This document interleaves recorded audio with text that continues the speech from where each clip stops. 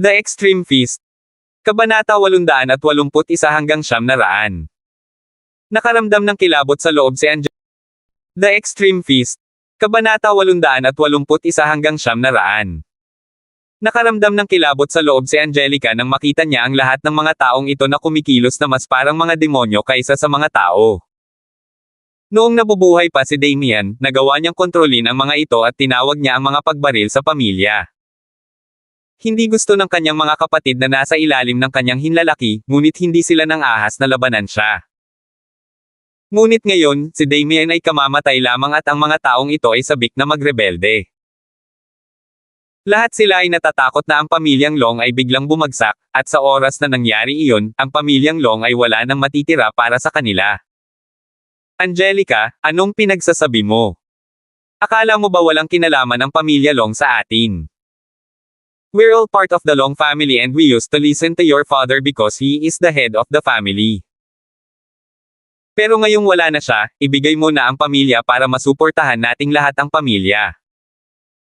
Don't mind me saying this, but don't tell me gusto mo pa ring itago ang lahat para sa sarili mo sa oras na ganito. Ang pamilyang Long ay hindi pag-aari mo lamang. Ang kanyang mga tiyuhin ay nagpatuloy sa kanya ng ganito, at may galit sa kanilang mga boses. Parang si Angelica ang may kasalanan at hindi sila.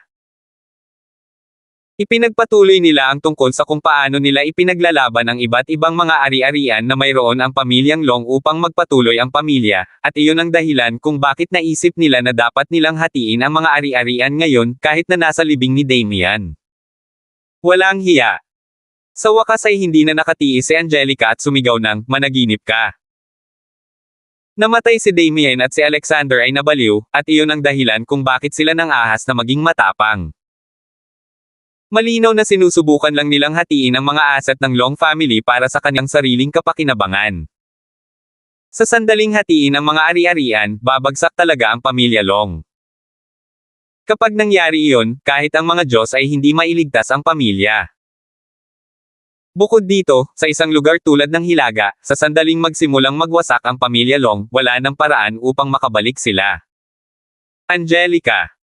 Malakas na sigaw ng kanyang panganay na tiyuhin sa kanya. Hindi mo na tinatawag ang mga shot sa Long family ngayon. Ako ang iyong nakatatanda, kaya ako ang magpapasya kung paano hatiin ang mga ari-arian. Malakas na sigaw niya, hindi pinansin ang mga protesta ni Angelica. Alam ng lahat na ang pamilyang Long ay humihina na ngayon. Biglang namatay si Damien ng ganito, kaya malinaw na may problema. Nasa panganib ang Long family. Higit pa rito, ang susunod na pinuno ng pamilya, si Alexander, ay nabaliw at patuloy na nagsasabi ng mga bagay na walang katuturan, kaya mas lalo pang kinabahan ang lahat kaysa dati. Kung hindi nila mabilis na samantalahin ang pagkakataong kumuha ng mas marami mula sa pamilya hanggat maaari sa ngayon, wala nang matitira para sa kanila na kunin pagkatapos na tuluyang gumuho ang pamilya Long. Walang sino man sa inyo ang makakatawag ng mga shot sa Long family. Masungit na sagot ni Angelica. Maaari mong kalimutan ang tungkol sa pagkuha ng isang sentimo mula sa pamilyang Long. Maghintay ka.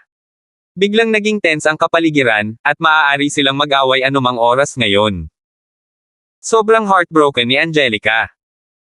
Ang mga tiyuhin na ito ay karaniwang napakabait sa kanya at mukhang maayos ang pakikitungo, ngunit ngayon, ipinakita nila ang kanilang tunay na kulay.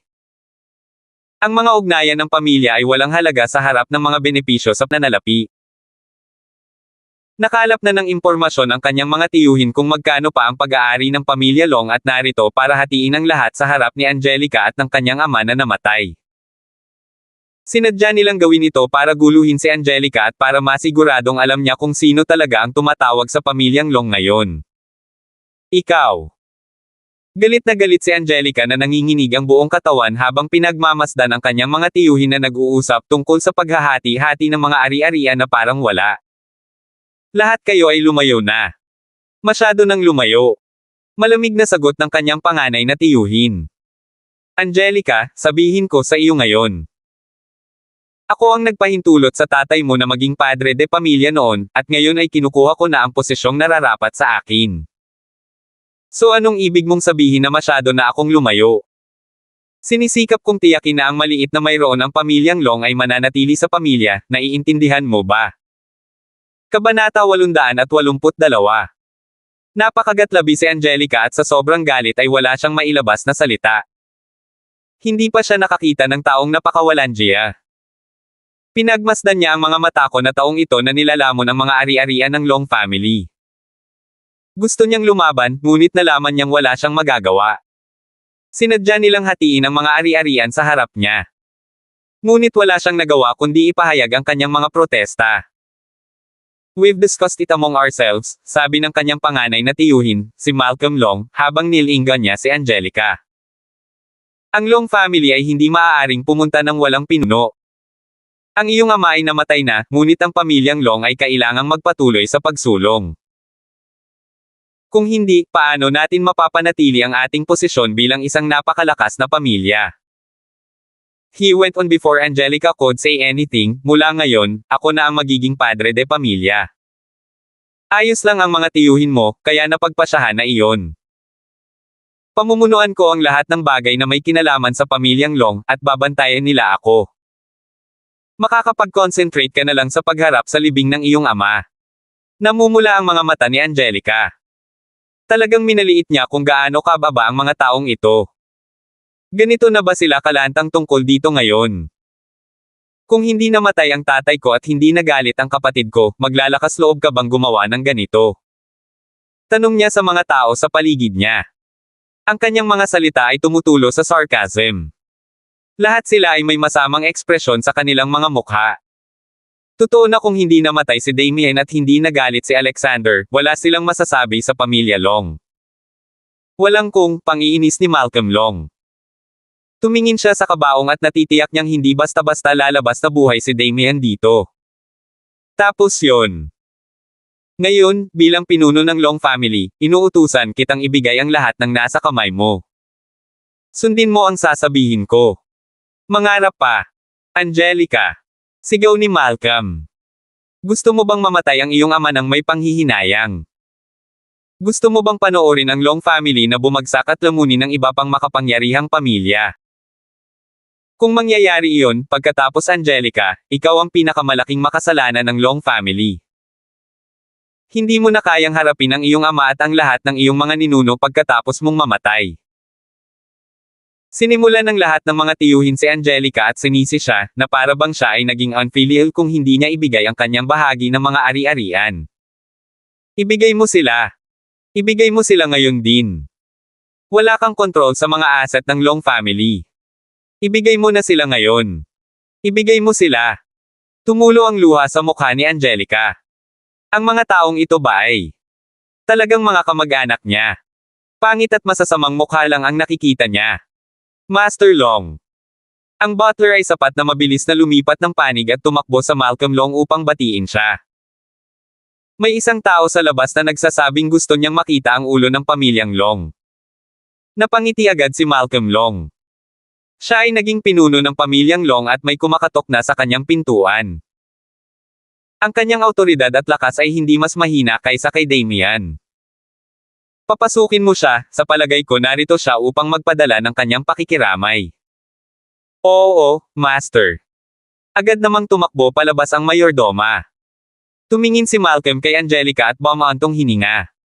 Huwag ka nang matigas ang ulo, hindi mo kami kayang ipaglaban. Huwag nating gawing pangit ang mga bagay dito at gawin tayong lahat ng masama. Kung hindi mo magawang maayos ang libing ng iyong ama, kung gayon ikaw ay tunay na hindi karapat-dapat. Isang hanay ng mga yabag ang maririnig mula sa labas ng main hall. Tumangala si Malcolm upang makita ang isang taong hindi niya nakikilala at agad na lumapit. Sino ka? Anong ginagawa mo sa Longhouse?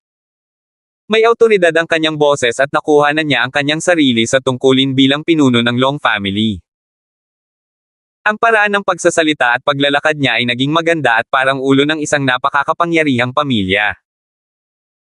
Siya ay nagkaroon ng hangin ng pagiging isang tao sa isang mas mataas na posisyon kaysa sa iba, na parang gusto niyang lahat ng iba ay yumuko sa harap niya. Ako. Tumingin sa kanya si Ethan, pagkatapos ay lumingon sa malungkot at walang magawang si Angelica at mahinahong sinabi, nandito ako para maningil ng mga utang mula sa pamilya Long. Kabanata 883. Napaangat ng tingin si Angelica nang marinig ang boses na iyon. Nang makita niya si Ethan na nakatayo doon ay mas lalong bumilis ang pag-agos ng kanyang mga luha sa hindi malamang dahilan. Naikuyom niya ang kanyang mga kamao at pilit na pinipigilan na huwag gumawa ng anumang humihikbi na ingay. Bakit siya nandito? Nangungulekta ng utang. Namula ang mukha ni Malcolm nang marinig niya ang mga salitang ito. Lumapit din ang iba pa niyang mga kapatid at may masamang ekspresyon sa mukha. Pumunta ka dito para maningil ng utang. Natatakot ako na napunta ka sa maling lugar. Wala ako sa maling lugar. Nandito ako sa Longhouse para maningil ng utang sa Long family, mahinahong paliwanag ni Ethan. Narito ako upang kunin ang utang sa akin mula sa pinuno ng pamilyang Long. Sino sa inyo ang ulo ng Long family? Anong kabastusan? Sigaw ni Malcolm. Ang lakas ng loob na magsalita ang isang basura sa bahay ko. Ako ang kasalukuyang pinuno ng Long family. Pupunta ka para maningil ng utang sa akin. Kung nalaman ng iba na may naririto para maningil ng utang sa kanya bago pa lang siya naging padre de pamilya, nakakahiya. Ang pangit ng ekspresyon ni Malcolm. Ikinumpas niya ang kanyang kamay at isang dosenang lalaki ang lumapit, handang ihagi si Ethan anumang oras. Ikaw ang pinuno ng Long family. Humakbang si Ethan at umiling. Hindi mo tinitingnan ang bahagi. Sa tingin ko hindi ka bagay. Ikaw ang humihingi nito. Pulang-pula ang mukha ni Malcolm at hindi niya inaasahan na hahatulan siya ni Ethan sa ganitong paraan. Mga lalaki, itapon mo siya ngayon. Pero mas mabilis ang reaksyon ni Ethan kaysa sa mga tauhan niya. Nakita na lamang ni Malcolm ang isang anino na lumapit sa kanya at naramdaman niyang may sumampal ng malakas sa kanyang mukha bago pa man siya makapag-react. Ang kakilakilabot na epekto ng sampal ay nagpalipad sa kanya at gumulong sa sahig ng ilang beses bago huminto. Bulalas niya. Punong-puno ng dugo ang maputing bigot niya at lumabas din sa bibig niya ang bagong ayos na gintong ngipin. Ito ang unang sampal na kinukuha ko bilang bayad, sabi ni Ethan. Pumunta ako dito para kunin ang utang sa akin, kaya hindi ako aalis hanggat hindi nababayaran ang lahat. Lumapit siya kay Malcolm at muling sinampal.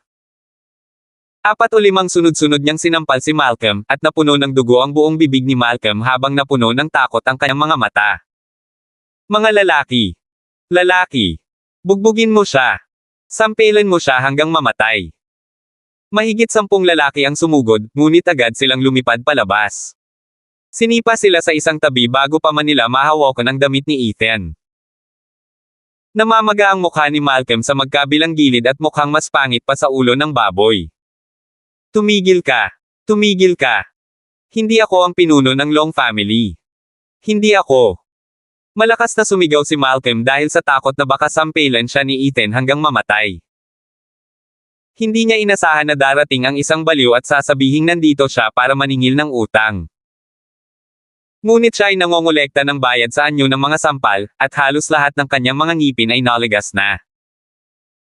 Dahil sa huling sampal ni Ethan ay natakot si Malcolm kaya gumapang siya ng 2 hakbang pabalik sa sahig at nanginginig ang buong katawan. Hindi ikaw ang pinuno ng Long family. Kumunat ang noo ni Ethan. Hindi ba ibig sabihin sinampal kita ng walang kabuluhan? Hindi. Hindi.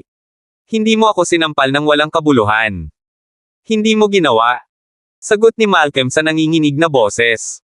Saan nanggaling ang lokong to? Umikot si Ethan para tingnan ang iba pang tiyuhin ni Angelica. Kung gayon, sino sa inyo ang pinuno ng Long family? Siyempre, wala ni isa sa mga tiyuhin niya ang nangahas na sumagot. Agad silang umatras ng ilang hakbang at hindi man lang naglakas loob na magsalita. Wala sa inyo ang pinuno ng Long family. Sinaman sila ng tingin ni Ethan. Kung manggahas kang magsinungaling sa akin, huwag mo akong sisihin sa pagiging masama. Pero wala ni isa sa nila ang naglakas loob na sumagot. Ako ang pinuno ng Long family.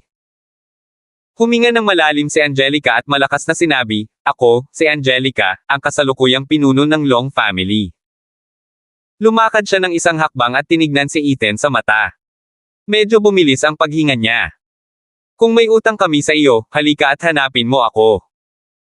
Namumula ang kanyang mga mata at patuloy na umaagos ang kanyang mga luha. May masalimuot na tingin sa mga mata niya habang nakatitig kay Ethan. Kabanata 884.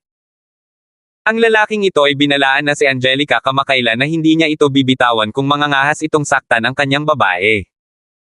Pero ngayon, tinutulungan niya siya. Ikaw ang pinuno ng Long family. Mahinahong tanong ni Ethan. Tama iyan.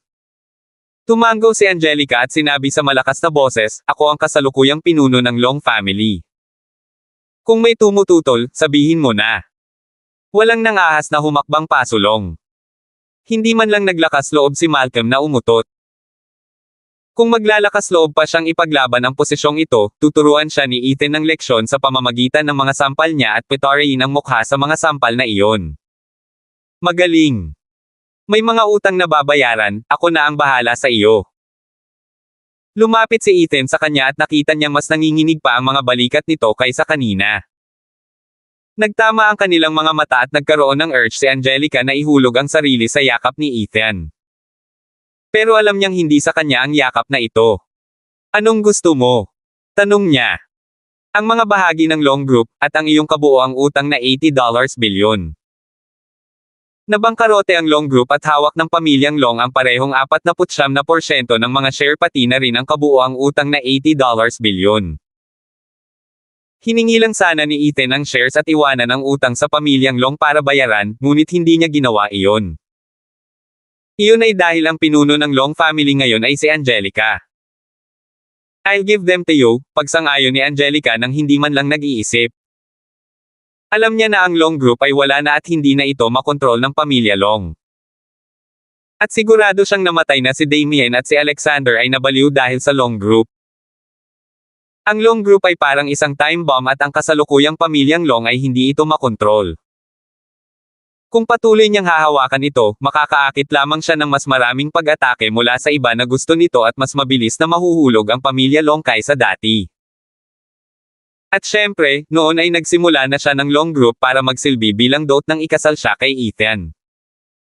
Ngayon ay binigay na rin niya ito kay Ethan, sa ibang paraan lang. Sige. Tumango si Ethan at hindi na nagsalita. Naglakad siya papunta sa altar, nagsindi ng 3 joss stick at idinikit ang mga ito sa incenser habang seryosong nagsasalita, Mr. Long, nagsisisi ka na ba ngayon? Ngunit hindi na nakasagot si Damien kay Ethan. Hindi na nagpatuloy si Ethan at tumalikod na para umalis. Pinagmasdan ni Angelica ang pagkawala ni Ethan sa main door. Huminga siya ng malalim at pilit na kinakalma ang sarili. Kung gusto ng Long family na mabuhay, kailangan niyang maging malakas. Kalalabas lang ni Ethan sa main door nang sumilay ang malamig na liwanag sa kanya. May lumabas na kutsilyo sa gilid at dumiretso sa puso ni Ethan. Hindi man lang lumingon si Ethan. Naghagis siya ng suntok at tumama ito kay Alexander na sinusubukang atakihin siya mula sa likuran. Hinawakan ng kanyang kamay ang leeg ni Alexander at hinawakan niya ito sa dingding habang nakalawit ang mga paa. Umubo at pumigla si Alexander ngunit hindi siya makawala. Puno ng puot at galit ang kanyang mga mata. Papatayin kita. Papatayin ko, ubo-ubo. Nagpapanggap na baliw, eh. Natatakot ka ring mamatay, hindi ba? Kalmado ang tingin ni Ethan. Nagbigay siya ng kaunting lakas sa kanyang mga daliri at namula ang mukha ni Alexander at dahan-daang naging asul. Natatakot kang mamatay, kaya handa mong hayaan si Angelica na harapin ng mag-isa ang lahat ng mga sakam na tiyuhin mo. Anong klaseng kuya ka? Wala kang pakialam. Niluhod siya ni Ethan at agad na napasigaw si Alexander sa sakit. Ngunit pagkatapos noon ay bigla niyang napagtantong hirap na itong huminga at nagpanting ang kanyang tenga. Ikaw, nasira mo ang Long Group. Papatayin ka ng kanyang Panginoon. Siguradong papatayin ka niya. Sino ang kanyang Panginoon? At ano ang hinahanap niya? Sigaw ni Ethan. Ay, hindi ko alam. Si Alexander ay patuloy na nagpupumiglas ng buong lakas at ang kanyang mga mata ay lumiligid sa likuran. Si Ethan ay hindi nagpakita sa kanya ng anumang awa at gumamit ng mas maraming lakas upang i-throttle ang kanyang leeg. Pakiramdam ni Alexander ay mamamatay na siya anumang oras ngayon. Kabanata 885. Ang mga paa ni Alexander ay nakalawit sa ere at naramdaman niya na ang mga daliri ni Ethan ay katawa-tawang malakas. Kahit anong pilit niya, hindi siya makawala. Ang kanyang ulo ay kulang sa oxygen at namumulang blanko habang ang kanyang mga tainga ay tumutunog. Ilang segundo pa ay mamamatay na siya. Pero nanatiling walang ekspresyon si Ethan. Parang hindi magbabago ang ekspresyon niya kahit nabaliin niya ang leeg ni Alexander ngayon. Ang pamilya Biggs. Mula siya sa pamilya Biggs. Sa wakas ay umubo ng marahas si Alexander at nagawa niyang sabihin ang mga salitang ito. Sa sandaling iyon, bumulwak ang hangin sa kanyang mga baga nang bumagsak siya sa sahig at pakiramdam niya ay nabigyan siya ng bagong buhay. Bumitaw na si Ethan sa pagkakahawak kay Alexander at tumingin sa kanya. Isang tao mula sa pamilya Biggs. Walang nakakaalam kung sino ang kanyang Panginoon. Kahit ang aking ama ay hindi alam, ngunit. Hingal na hingal si Alexander at namumula pa rin ang mukha. Ang kanyang mga mata ay puno ng matinding takot na mamatay. Ngunit ang hula ko ay mula siya sa pamilya Biggs. Anong ebidensya ang mayroon ka? Kumakabog ang dibdib ni Alexander habang nakatingala kay Ethan at nagngangalit ang kanyang mga ngipin. Wala akong anumang katibayan, ito ay isang hula lamang, ngunit ako ay 70% sigurado. Tiningnan niya kung gaano kawalang ekspresyon si Ethan at hindi alam kung papatayin siya ni Ethan o hindi. Talagang kinilabutan ng nakakatakot na lalaking ito si Alexander. Si Ethan ang unang taong nagpahirap sa kanya sa bingit ng kamatayan. Alam niyang wala nang iba pang halaga ang kanyang buhay maliban sa pagsagot sa tanong ni Ethan. Walang sino man sa hidden sect ang nakakaalam kung sino ang isa't isa. Ngunit gaano man kaingat ang isang tao, may ibibigay pa rin sila.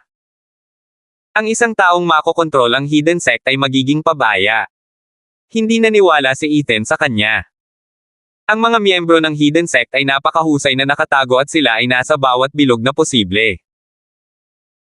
Kahit na ang isang martial artist na di umano ay namatay maraming taon na ang nakalilipas ay maaaring biglang mabuhay at maging maingat kay Ivan Tanner. Kaya ang taong kumokontrol sa hidden sect ay tiyak na mas mahirap hanapin. Pagkatapos ng napakaraming bagyo sa Hilaga, ang napakalakas na pamilya ay nagbago ng mga lugar ng napakaraming beses, ngunit ang pamilya Biggs ay hindi kailanman nahulog sa kategoryang ito, sabi ni Alexander. At sa pagkakataong ito, nakagawa ka ng napakalaking kaguluhan sa Hilaga, ngunit nakakita ka ba ng anumang reaksyon mula sa pamilya Biggs? At ngayon, ang pamilya Long ay nawala ng labis at kami ay nasa bingit ng pagbagsak, ngunit ang pamilya Biggs ay hindi nag-react. Hindi mo ba naisip ang isang bagay na napaka-fishy? Dumaan siya sa lahat ng kanyang mga hinala at hulaan ang lahat sa isang pagkakataon. Ang mga ito ay hindi lamang ang kanyang sariling mga hula, kundi pati na rin ang mga hula ni Damian. Sinabi ni Damian na tila pamilyar sa niya ang kanyang Panginoon, kaya malamang na siya ay isang tao na madalas niyang nakikita noon. At ang pinakamadalas na nakilala ni Damian ay ang lahat ng mga kilalang miyembro ng pinakamakapangyarihang pamilya. Patuloy ang paghingal ni Alexander at namumula pa rin ang mukha.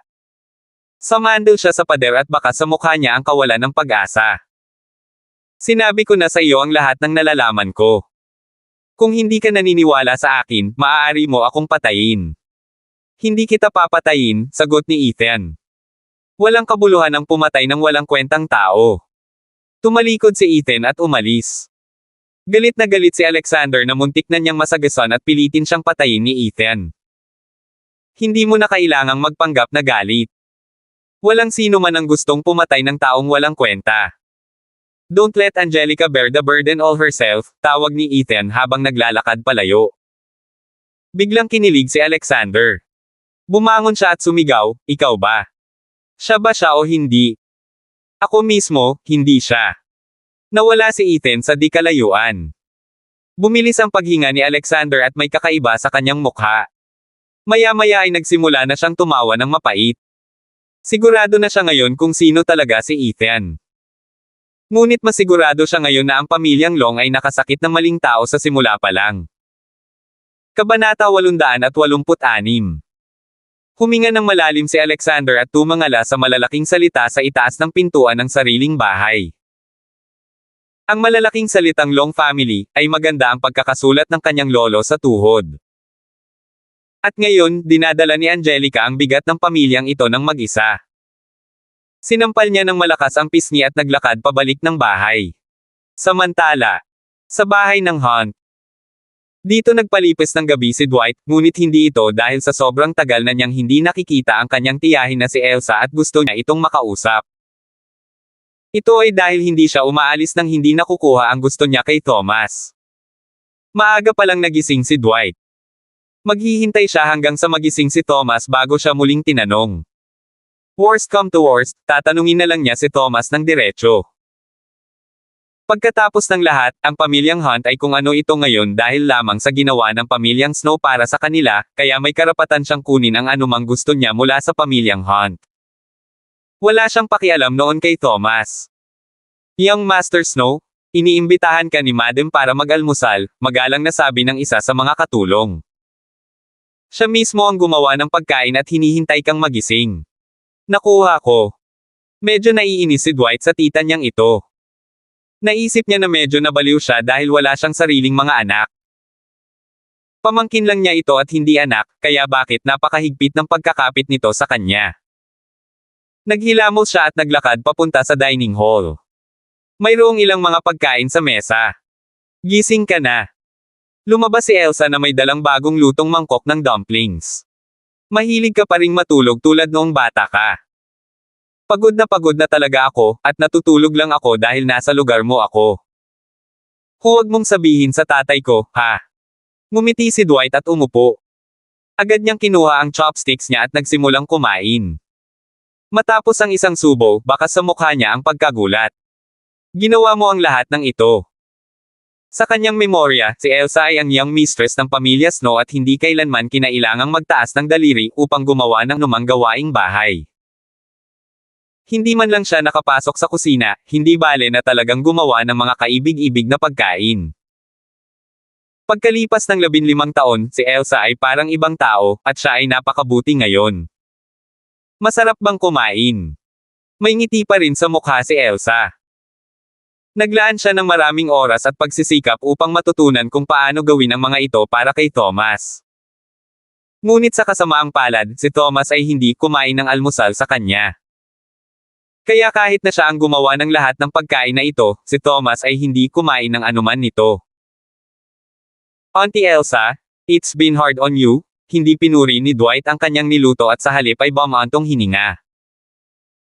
Ibinaba niya ang kanyang chopsticks at nag-aalalang tumingin kay Elsa, noong pinakasalan mo si Tio Thomas, tutol ng tatay ko. Ikaw ay mula sa pamilya Snow.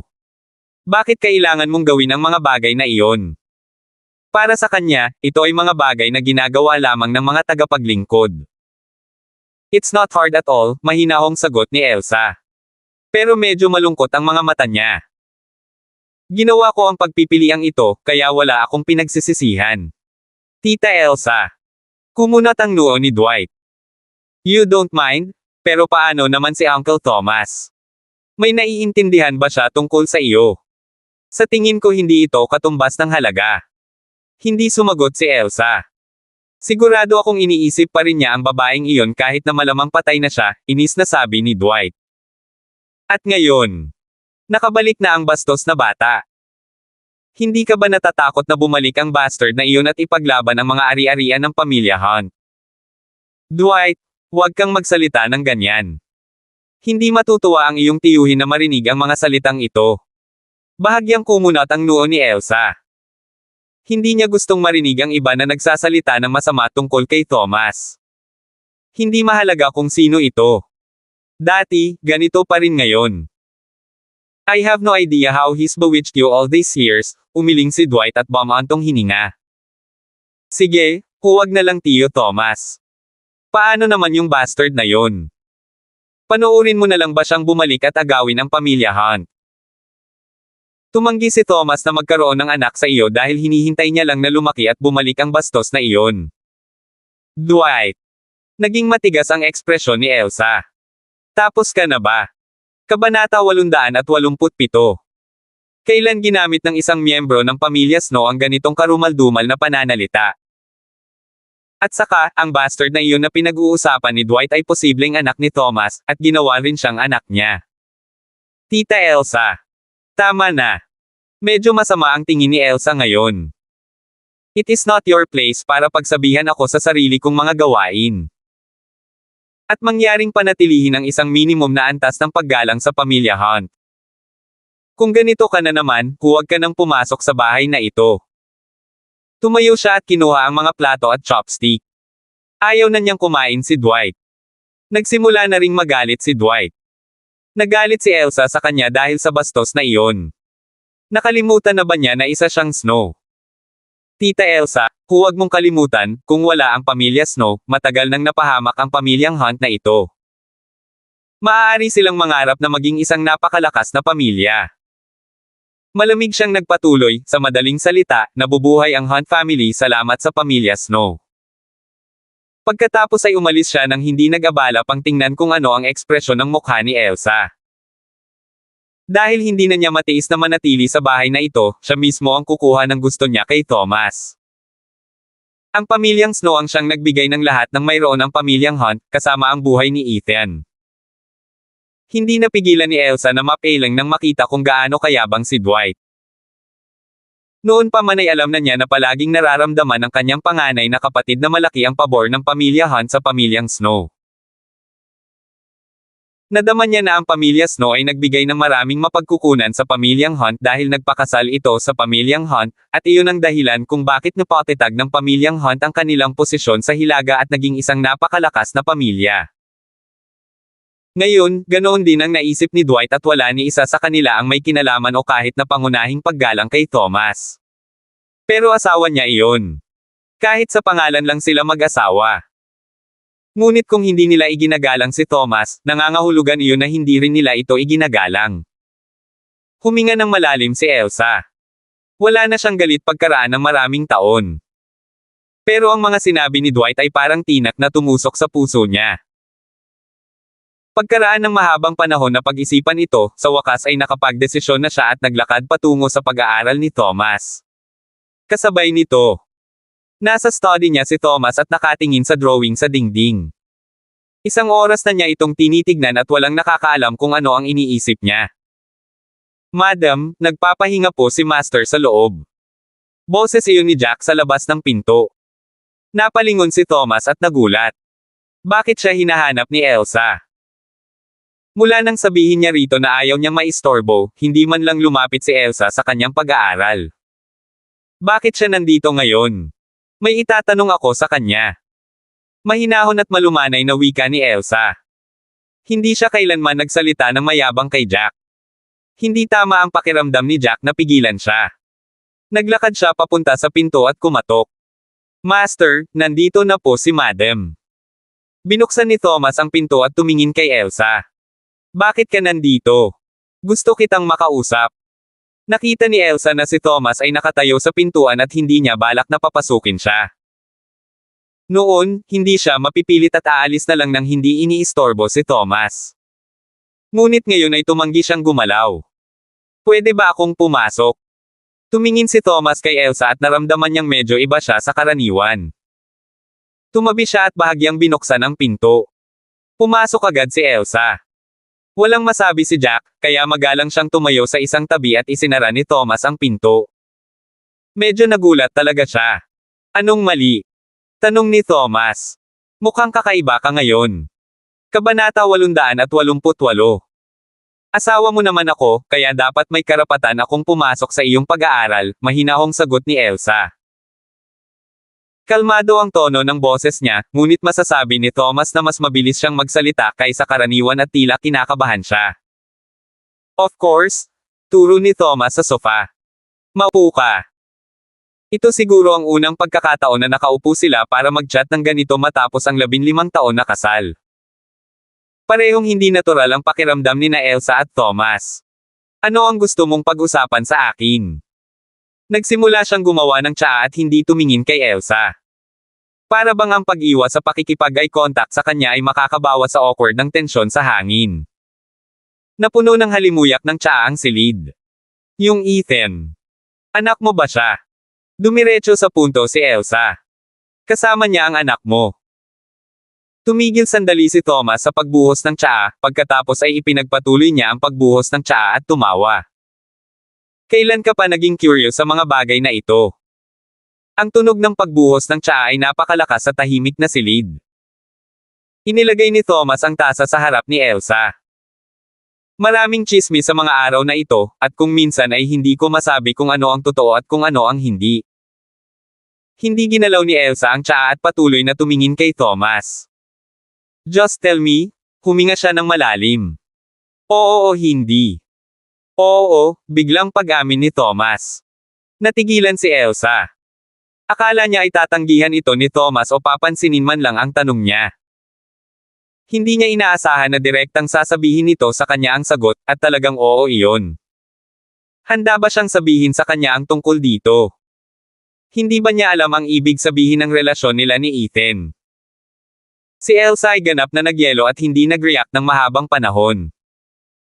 Siya ang nagtanong, ngunit mismo ay hindi makapaniwala sa sagot. But too bad, hindi niya ako kinikilala, kaya sa palagay ko ay hindi siya. Tumawa ng mapait si Thomas at kinuha ang tasa ng tsaa. Humigop siya at sinabi kay Elsa, subukan mo ang tsaa. Ito ang paboritong tsaa ng batang iyon, pinahanap ko si Jack ng paraan para mabili ako. Tumingin si Elsa sa tasa ng tsaa, pagkatapos ay tumingin muli kay Thomas. Inabot niya at kinuha ang tasa ng tsaa. Sumimsim siya ng kaunti at medyo komplikado ang ekspresyon niya. Bakit ang isang kaedad niya ay mahilig uminom ng tsaa? Kahit gaano kapait ang tsaa, malamang na mas matamis ito kaysa sa buhay, nakangiting sabi ni Thomas. Hindi ko man lang naisip kung anong kakilakilabot na uri ng buhay ang kanyang pinagdaanan. Natatakot ako na kung susubukan kong isipin ito, sisimulan kong isipin na tama siya sa pagtanggi na kilalanin ako at ang pamilyang Hunt. Walang sinabi si Elsa. Tumingin siya sa tasa ng tsaa at ininom lahat. Tinanong ka ba ni Dwight? Tanong ni Thomas. Hindi, umiling si Elsa. Gusto ko lang malaman sa sarili ko kung si Ethan ba ang anak mo sa kanya, at ngayon alam ko na ang sagot.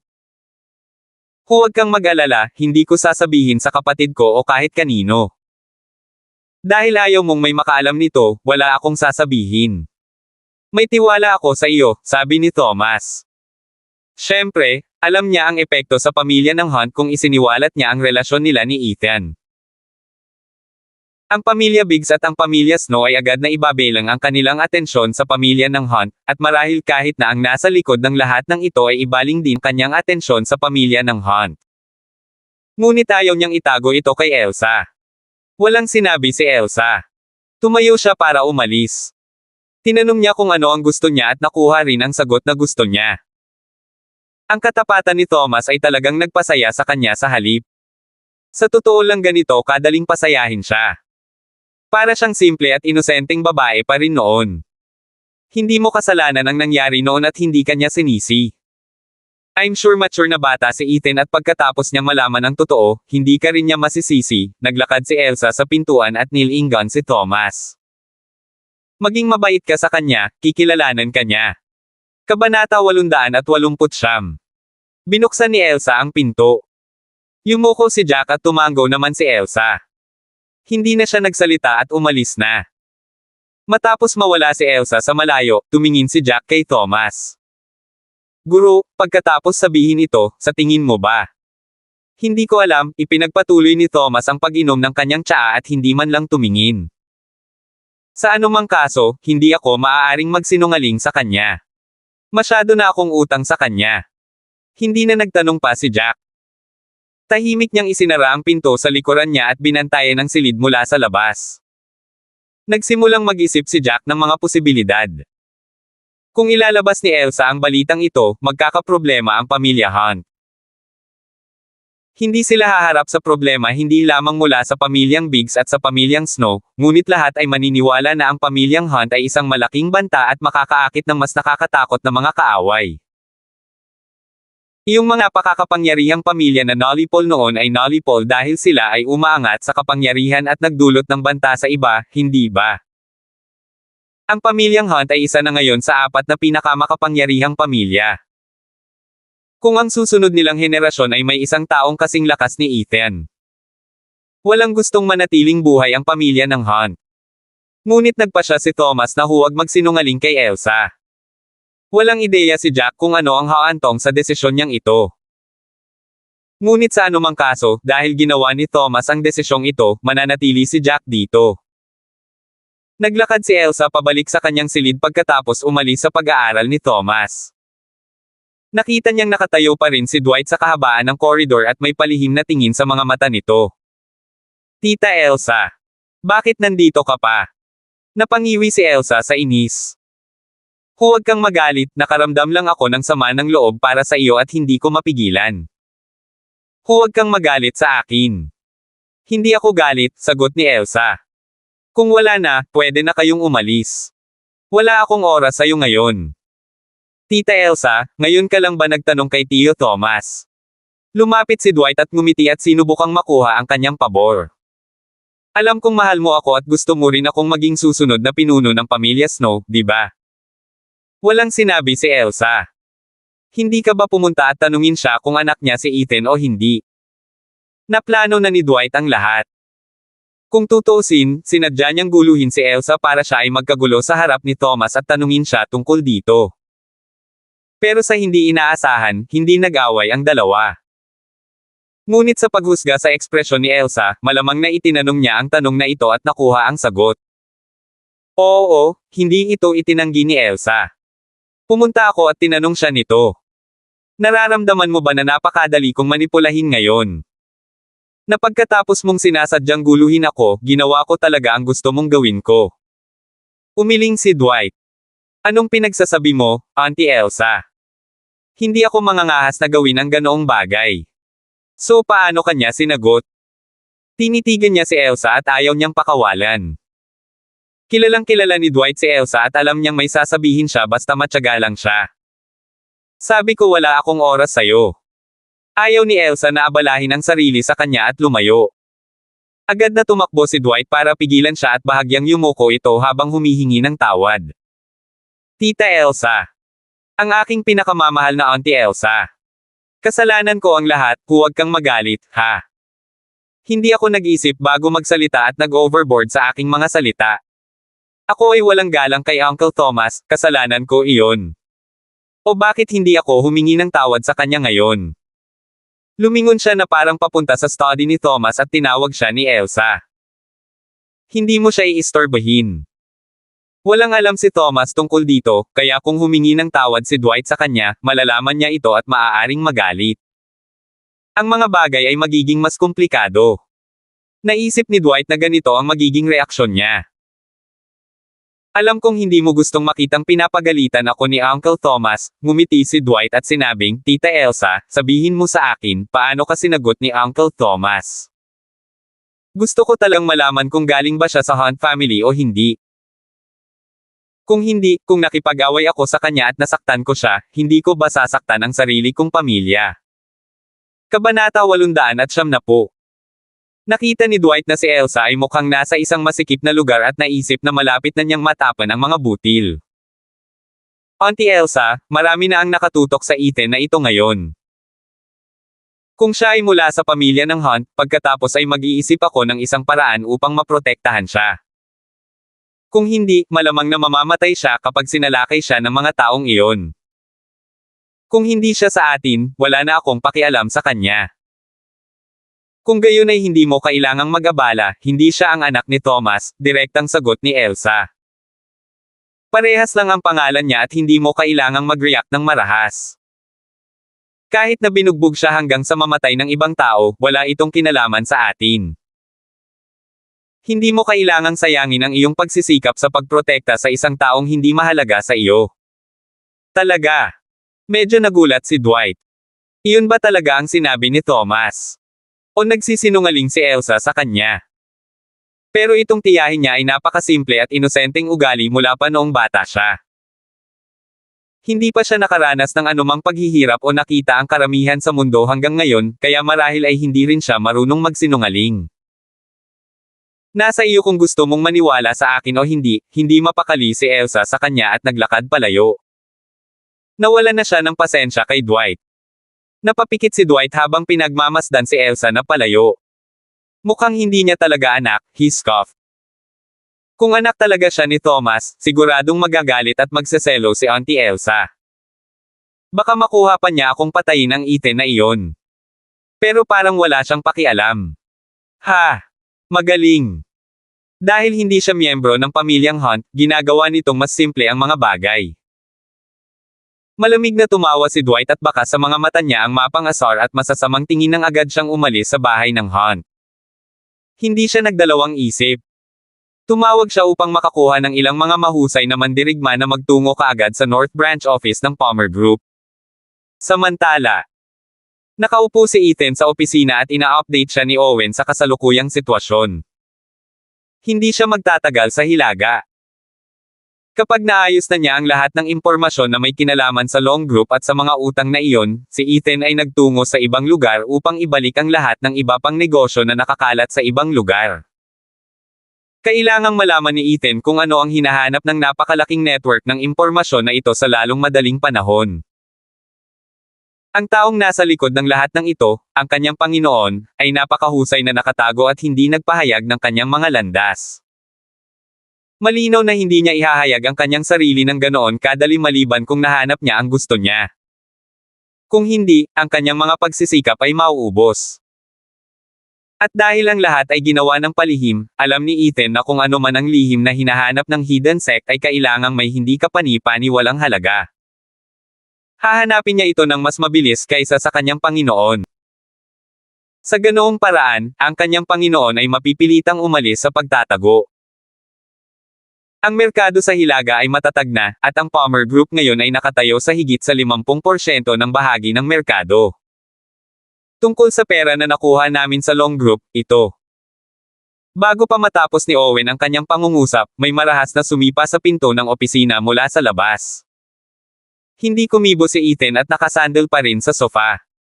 Tumangala lang siya at parang hindi man lang nagpanik. Maging si Owen ay tumalikod lang at mukhang medyo galit. Sino ka? Paano ka nakapasok ng ganito? Hindi ka ba masyadong masungit? Hindi pinansin ni Dwight si Owen. Para sa kanya, si Owen ay isang aso lamang na nagtrabaho para kay Ethan at walang halaga. Ni hindi niya masyadong inisip si Ethan, bale Owen. Lumapit siya kay Ethan at ngumiti. Ngunit hindi rin niya itinago ang anumang panghahamak sa kanyang mukha. Ang pangalan ko ay Dwight, at ako ay mula sa pamilya Snow. Ikaw si Ethan, tama.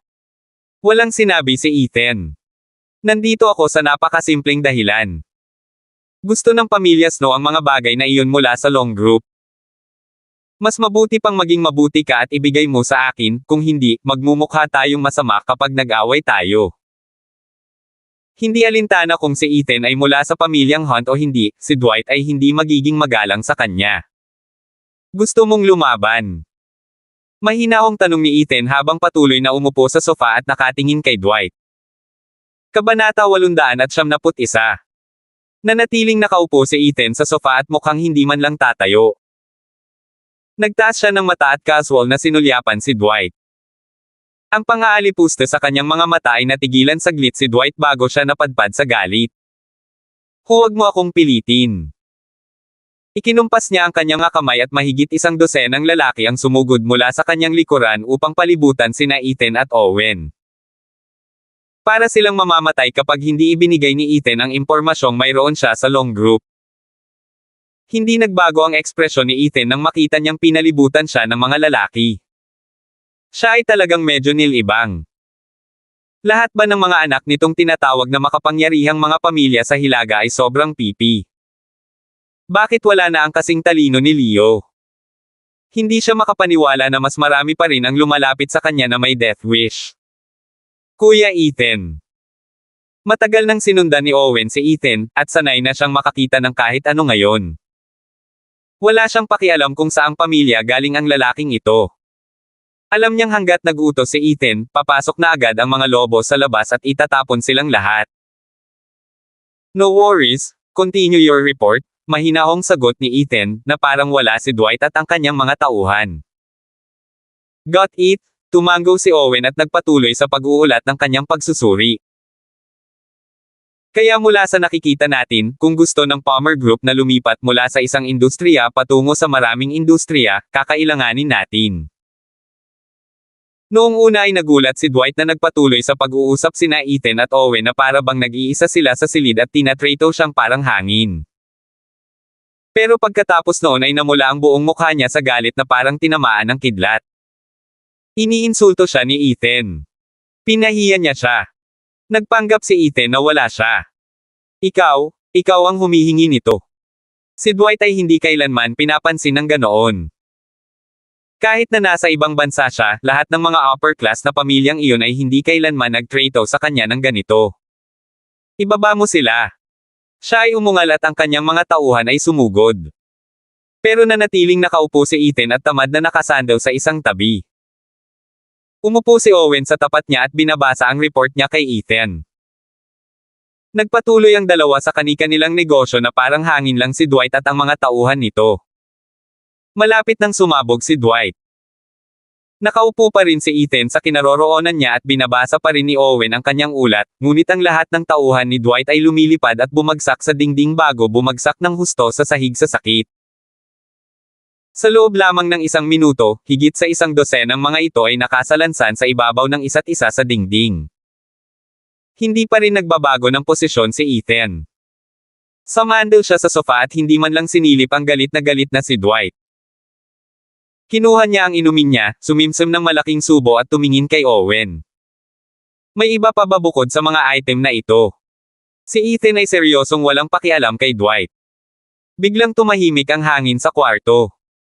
Maging ang mga lalaking pinalipad ni Ethan ay tiniis ang sakit at tumigil sa pag-ungol. Hindi pa sila napahiya ng ganito. Papatayin kita. Biglang sumigaw si Dwight. Pulang-pula ang mukha niya sa galit at umakyat ang dugo sa ulo niya. Pakiramdam niya ay nalaglag siya sa sahig at naapakan ni Ethan. Ang pinaka nakakahiya sa mundo ay ang hindi papansinin. At tuluyan na siyang hindi pinansin. Umungol siya at ibinaba ang kanyang mga kamao habang tinatahak niya si Ethan. Dumapo si Dwight sa ibabaw ng lahat ng lalaking nakatambak sa dingding. Namutla agad ang mukha niya habang nakahawak sa sariling dibdib. Ni hindi niya magawang mapaungol. Nanigas ang buong katawan niya at parang nabali ang ilang tadyang. Kabanata 872. Ang sakit ay halos sapat na para mahimatay si Dwight, ngunit sapat din itong masakit para panatilihin siyang alerto. Nagpanting ang tenga ni Dwight at naririnig pa rin niya si Owen na kausap si Ethan. Samantala, si Ethan, hindi man lang nagtaas ng ulo para tingnan siya. Ang buong grupo nila ay umuungol pa rin sa sakit sa dingding at hindi makagalaw. Pero at the same time, walang nagabala sa kanila na parang hangin lang. Pagkaraan ng ilang sandali, tumango si Ethan at malinaw sa kasalukuyang sitwasyon. We'll go with your plan? Let me know if you run into any problem, sabi ni Ethan habang siya ay bumangon. Naglakad siya patungo sa pinto at lumingon sa sandamakmak na lalaki sa dingding na hindi na makagalaw. Bumalik siya kay Owen at sinabing, tumawag ng ilang tagapaglinis para linisin ang basurahan.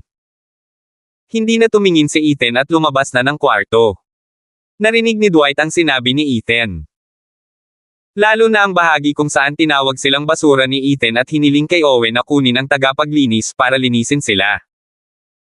Hindi na niya nakayanan at nagluwa ng isang subo ng dugo bago siya nawala ng malay. Nang magkamalay si Dwight, pakiramdam niya ay medyo nanlamig ang kanyang katawan. Nang imulat niya ang kanyang mga mata para tingnan ang paligid, bigla siyang napasigaw. Nakahiga talaga siya sa tambakan ng basura. Napasinghap siya dahil sa mabahong amoy sa paligid at hindi niya alam kung ano ang nasa katawan niya. Ang nakakatakot na amoy ng mga bulok na gulay at mga tirang pagkain ay parang hinimitay siya at may mga langaw kung saan-saan. Naramdaman niyang tumindig ang balahibo niya. Literal na tinatrato siya ni Ethan bilang basura at itinapon siya sa basurahan. Ethan! Papatayin kita! Siguradong papatayin kita! Histeryosong sigaw ni Dwight.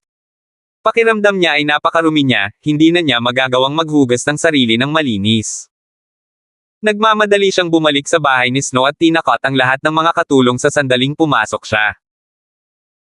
Lahat ay nagtakip ng kanilang mga ilong at tumakbo palayo dahil akala nila ay may pulubing talagang pumasok sa bahay. Bumalik si Dwight sa kanyang silid at naligo ng isang buong oras, ngunit pakiramdam niya ay nakaamoy siya ng mabahong amoy sa kanyang sarili at nakaramdam siya ng sobrang hindi komportable. Ethan Hunt. Sa sobrang galit niya ay nanggigigil ang kanyang ngipin. Hindi pa siya napahiya ng ganito sa buong buhay niya. Siya ay isang piling tao sa pamilyang Snow, at isa sa pinakamahusay sa Hilaga. Kahit noong nag-aaral siya sa ibang bansa, laging nasa tuktok ng paaralan ang kanyang mga resulta. Ngunit si Ethan, talagang tinawag siyang basura. Young Master, hiniling ni Master Snow na makita mo siya, magalang na sabi ng mayordomo sa pintuan ng silid ni Dwight. Nakuha ko. Hahanapin na sana niya mismo si Edwin Snow. Ang una niyang plano ay ayusin muna ang usaping ito bago sabihin kay Edwin Snow.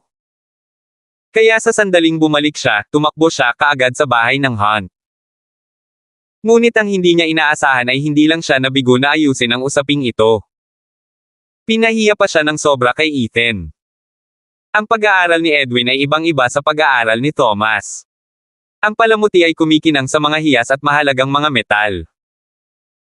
Hindi kinailangan ng isang dalubhasa upang malaman na ang kaligrapya sa dingding ay lubhang mahalaga, dahil ito ay naka-frame na may ginto at diamante. Medyo kakaiba na ipares ang isang marangyang frame na ginto at brilyante sa tradisyonal na kaligrapya, ngunit nagustuhan ni Edwin Snow ang istilong ito. Nakaupo siya sa mesa ngunit hindi siya nagbabasa o nagsusulat. Sa halip, isinalansan niya ang kanyang mga gintong bar sa isang pyramid at maingat na inilalagay ang pinakamataas na bar sa itaas. Dad, bati ni Dwight sa kanya habang tinutulak ang pinto. Tumangala si Edwin at aksidenteng natamba ng kanyang siko ang pyramid of gold bars. Anong sinisigaw mo? Sigaw ni Edwin na nakakunot ang noo. Hindi naman talaga siya ganoon katanda, pero puro puti na ang buhok niya, kaya parang mas matanda siya ng kahit isang dekada kaysa sa totoo niya. Bumalik ka na galing sa ibang bansa pero hindi ka muna umuwi. Anong ginagawa mo sa Hunt House? Kabanata 873. Si Edwin Snow ay halatang hindi nasisiyahan. Galit na siya sa pagbabalik ni Dwight nang hindi man lang sinasabi sa kanya. Ang masama pa, hindi muna siya umuwi para kumustahin at dumiretso sa Hunt House. Mas maganda ba ang bahay na iyon kaysa sa kanya? Itay, binisita ko si Auntie Elsa, paliwanag ni Dwight. Tinawagan niya ako at sinabing na-miss niya ako. Siya ay nagsasalita at umiiyak sa parehong oras, kaya syempre kailangan kong bumalik at makita siya. Nakakaawa din siya, nagpakasal siya sa lalaking hindi siya mahal at wala silang anak, kaya tatanda siya mag-isa. Tama lang para sa isang nakababatang tulad ko na bisitahin siya. Ang kanyang dahilan ay tila tipikal ng mga babae na halos paniwalaan ito ni Dwight. Serves her right. Napailing na lang si Edwin. Siya ay tila walang anumang pag-aalala o empatiya para sa kanyang sariling nakababatang kapatid na babae, at napuno lamang ng puot at galit. Siya mismo ang pumili ng landas na ito, kaya kailangan niyang tapusin ang paglalakbay kahit na siya ay gumapang sa kanyang mga tuhod. Walang sinabi si Dwight. Ganun din ang tingin niya kay Edwin, pero naghahanap lang siya ng dahilan para pakalmayan si Edwin. Noon, napakaraming lalaki ang nanliligaw sa kanya pero kailangan niyang pumili ng lalaking may asawa na at nauwi sa pagiging third party na sinira ang kasal ng iba. Nakakahiya sa pamilya Snow. Sa sobrang galit ni Edwin ay hinampas niya ang mesa. At pati ang lolo mo. Hindi ko alam kung ano ang iniisip niya. Hindi ako makapaniwalang pumayag talaga siya sa kasal na ito. Ang dating pinuno ng pamilyang Snow ay hindi lamang pumayag sa kasal, ngunit namuhunan din ng malaking halaga ng mga mapagkukunan upang matulungan ang pamilyang Hunt na patatagin ang posisyon nito sa Hilaga, at tumulong pa na gawin ang pamilyang Hunt na isa sa mga pinakamakapangyarihang pamilya.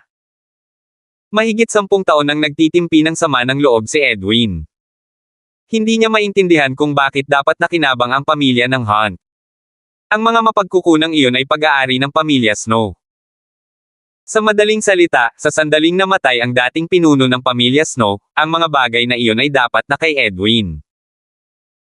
Kaya bakit dapat maging bahagi ng dote ni Elsa ang alinman sa mga ito at sa halip ay ibigay kay Thomas? Noon, wala siyang karapatang magpahayag ng anumang pagtutol, kaya wala siyang pagpipilian kundi panoorin ang pagbangon ng pamilyang Hunt at panoorin ang napakaraming mapagkukunan na lumipat mula sa pamilyang Snow patungo kay Thomas. Habang iniisip niya ito, mas lalo siyang nagalit. Lalo siyang nagalit, mas lalo niyang minamalas si Thomas at ang pamilyang Hunt. Itinutok pa niya ang kanyang galit kay Elsa, ang kanyang sariling nakababatang kapatid na babae. Kung ang kanyang kapatid na babae ay hindi masyadong kinukulam ni Thomas, ang pamilya Snow ay tiyak na naging pinakamakapangyarihan sa mga pinakamakapangyarihang pamilya. Bakit gumawa si Lolo ng isang katangahang desisyon? Sabi ni Dwight sa galit na boses, ang pamilya Snow ay walang dahilan para tulungan ang pamilya Hunt. Kahit na gusto naming magbigay ng isang bagay bilang isang dote, hindi rin namin kailangang magbigay ng labis. Talagang matandang fogey si Lolo. Kung buhay pa ang matanda, ang mag-ama na ito ay hindi maglalakas loob na umutot man lang. Pero ngayon, naglakas loob silang magsabi ng kahit anong gusto nila tungkol sa nangyari noon. Humph! Tama ang isang lumang fogey, ungol ni Edwin. Bukod sa tamang pagpili na ipasa sa akin ang posisyon ng padre de pamilya, hindi na siya nakagawa ng ibang magagandang desisyon. Habang iniisip niya ang bagay na ito, lalo siyang nagalit. Ikinawi niya ang kanyang mga kamay at ayaw na niyang pag-usapan pa ang bagay na ito. Napakunot ang noo ni Edwin nang makaamoy siya ng kakaiba. Tinignan niya si Dwight pataas at pababa at sobrang hindi komportable si Dwight. Gaano nakatagal mula noong huli kang naligo? Namula agad ang mukha ni Dwight at nataranta. Siyempre hindi siya magdadalawang araw na hindi naliligo. Ngunit hindi niya posibleng sabihin sa kanyang ama na itinapon siya ni Ethan sa basurahan na para bang isa siyang basura at natatakpan din siya ng kung ano-anong mabahong bagay kanina.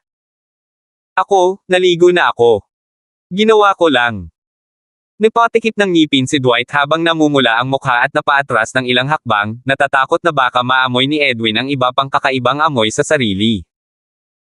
Itay, nabalitaan ko na ang pamilya Long ay gumuho at sila ay nagduso ng matinding pagkawala. They've spent so many years building Long Group but someone has took it away from them, mabilis niyang iniba ang topic.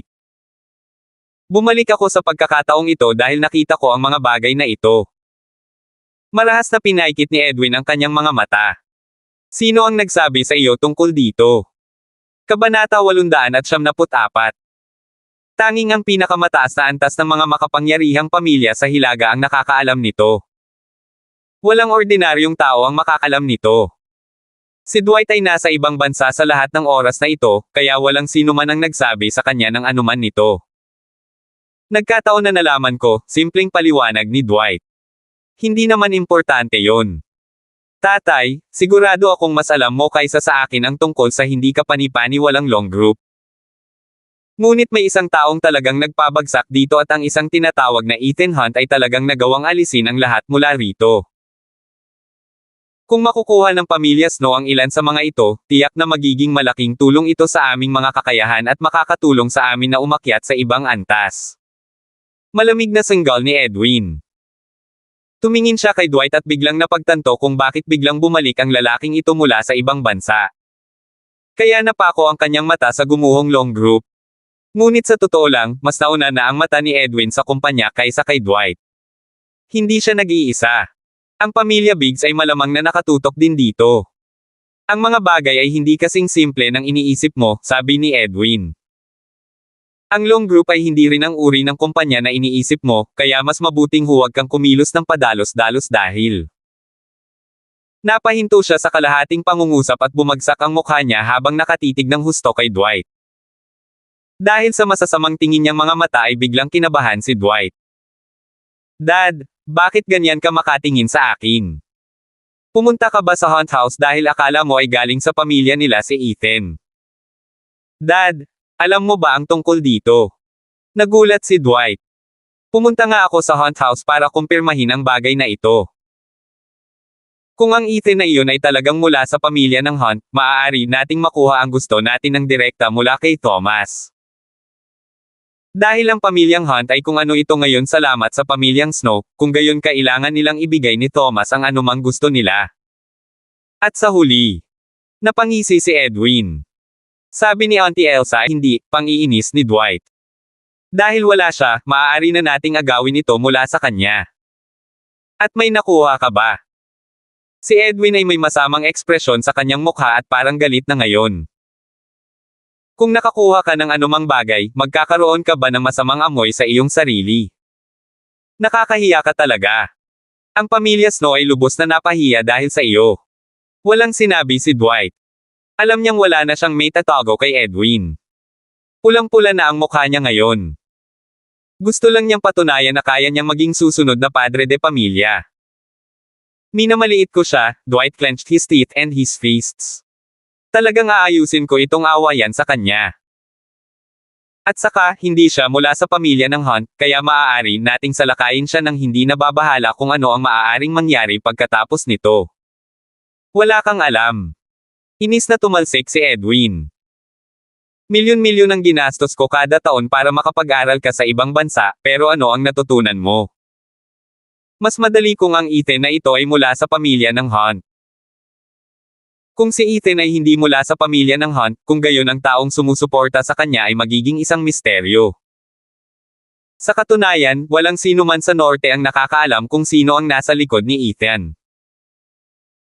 Nalipol niya ang napakaraming makapangyarihang pamilya at nagawa pa niyang pahirapan ng husto ang pamilya Long sa pamamagitan ng pagpilit sa Long Group na bumagsak.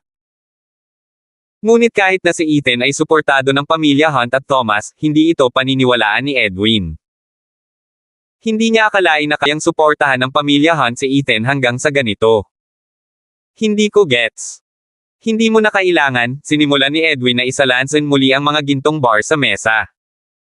He scoffed, I'll handle this matter. Masyado kang berde at wala kang anumang karanasan kung paano laruin ang larong ito ng chess ng hilaga.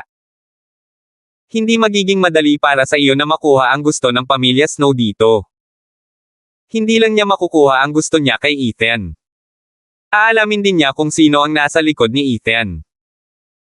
Ang pamilyang Long ay dumanas ng kakilakilabot na pagkalugi ng halos walang paliwanag, habang ang pamilya Biggs ay hindi nag-react. Habang nanatili silang tahimik, mas nag-aalala sila. Tatay. Naging balisa si Dwight. Sinadya niyang bumalik para magpakita siya ng ilang resulta, ngunit hindi man lang siya pinayagan ni Edwin na makibahagi dito. Wala ka pang magagawa na may kinalaman sa pagpatay sa iba. Nagkaroon na ngayon ng masamang aura sa paligid ni Edwin. Kabanata 875. Napuno ng iciness ang kanyang mga mata at naramdaman ni Dwight ang panginginig ng kanyang katawan. Tatay. Tama na. Hindi mo kailangang panghimasukan ang bagay na ito. Mag-concentrate ka lang sa mga bagay na dapat mong gawin.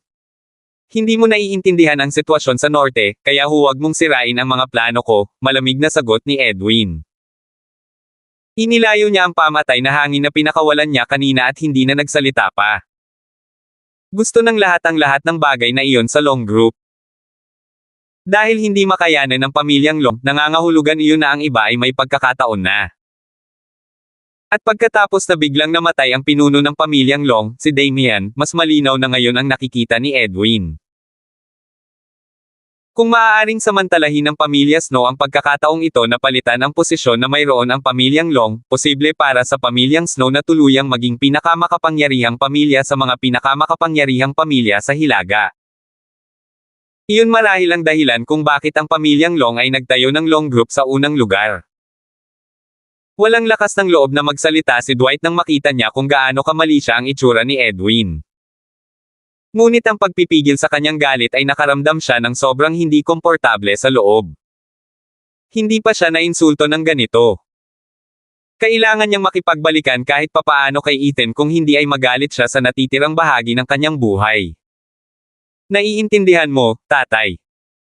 Don't worry. I won't do anything rash, sabi ni Dwight sabay tango. Hindi niya alam kung ano ang gagawin ni Edwin, ngunit sigurado siyang magdurusa si Ethan at ang pamilya Hunt. Samantala, nakumpleto ni na Ethan at Angelica ang paglipat ng bahagi at paglilipat ng utang gaya ng napagkasundoan. Upang mabayaran ang $80 bilyon na utang, kinuha ni Ethan ang kanyang mga card upang bayaran ito kaagad. Ang legal consultant na kinuha ng pamilya Long ay tumitig kay Ethan na parang nakatingin sa isang halimaw.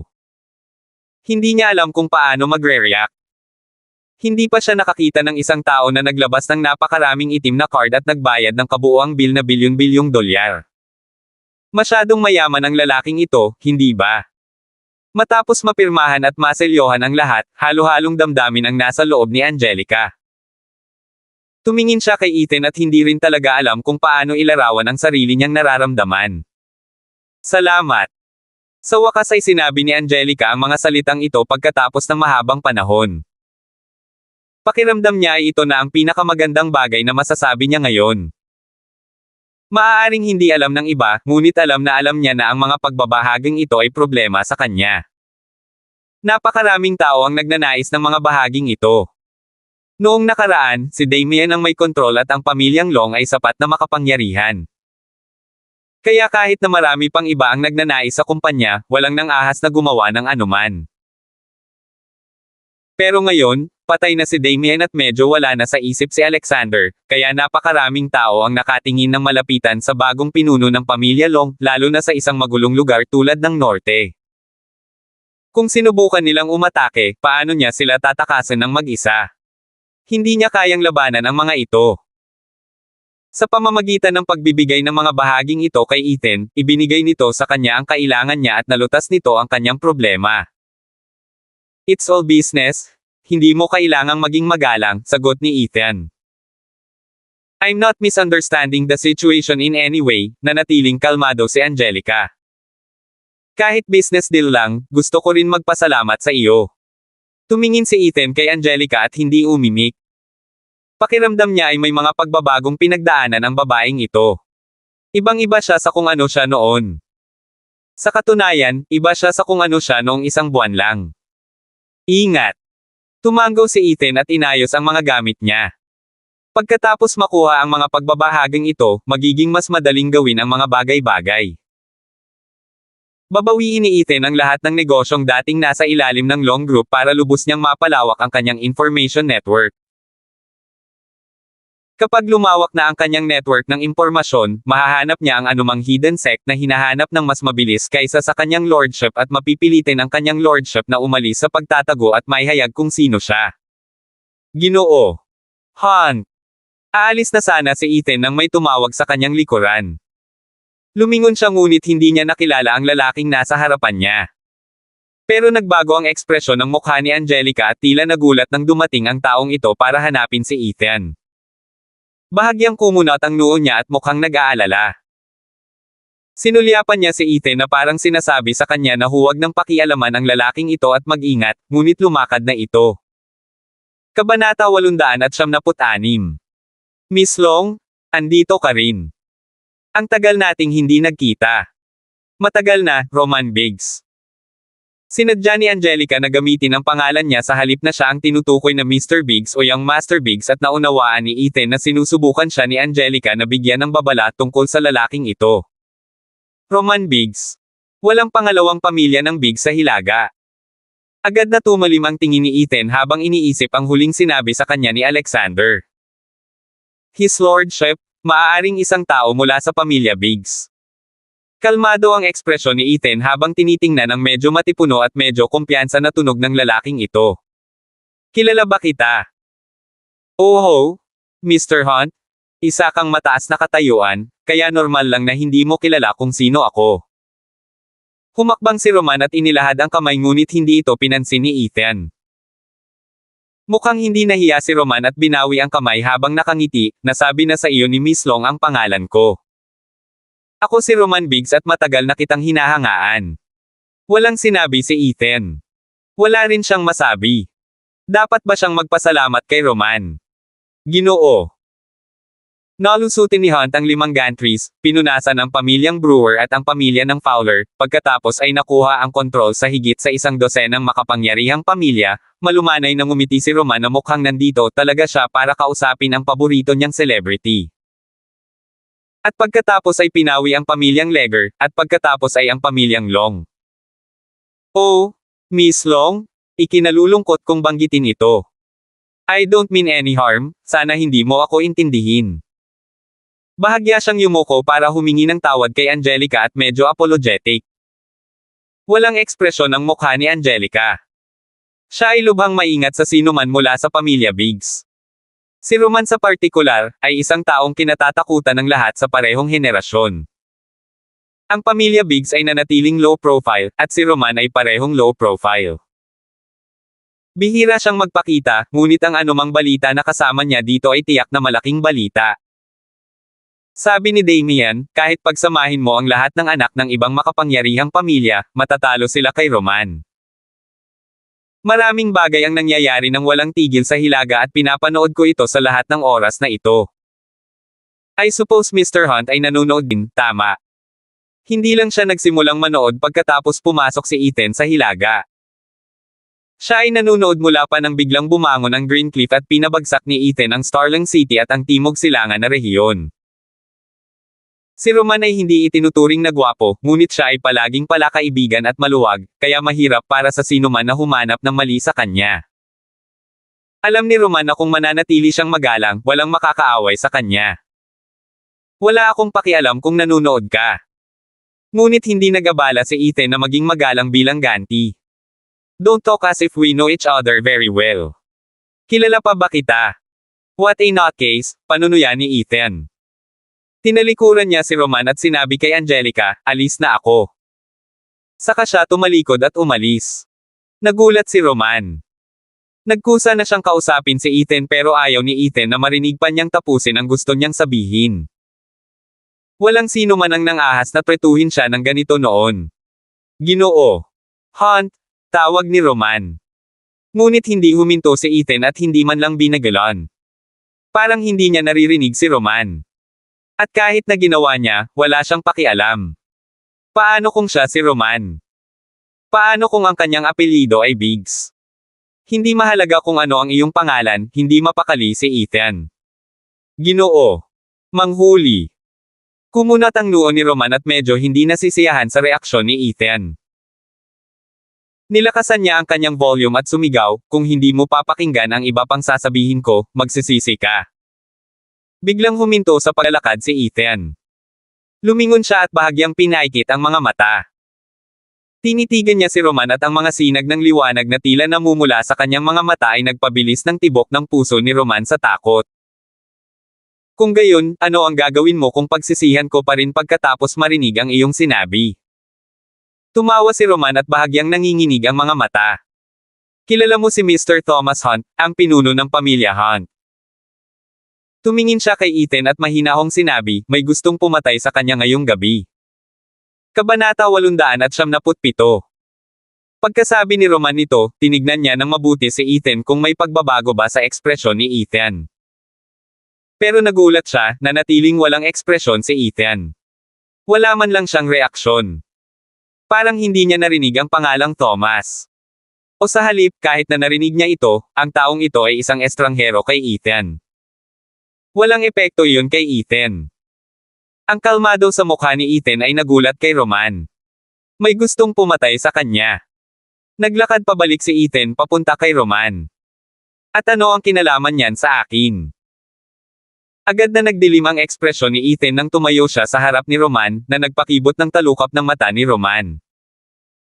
Sinabi mo na pagsisisihan kung hindi ako nakinig sa sasabihin mo, sabi ni Ethan. Narinig ko ito ngayon at talagang pinagsisisihan ko ito.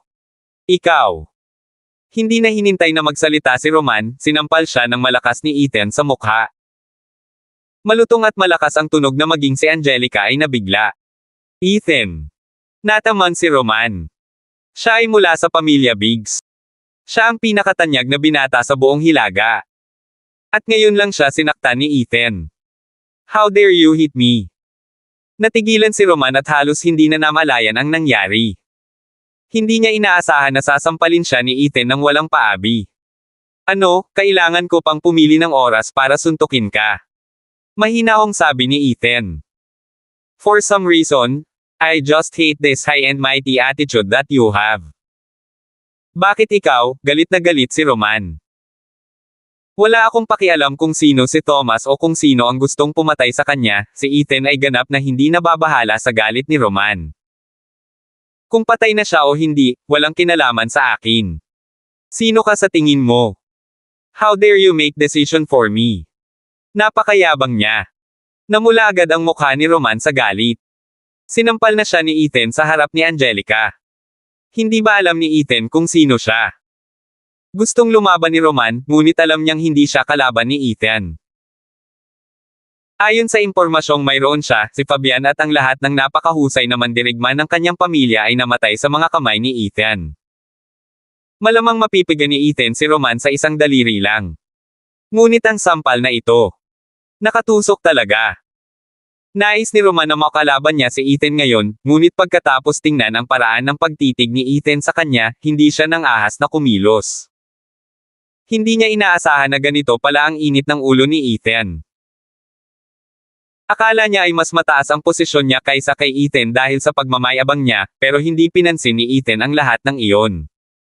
Hindi bumabalik. Pinandilatan ni Ethan si Roman at ninisyan.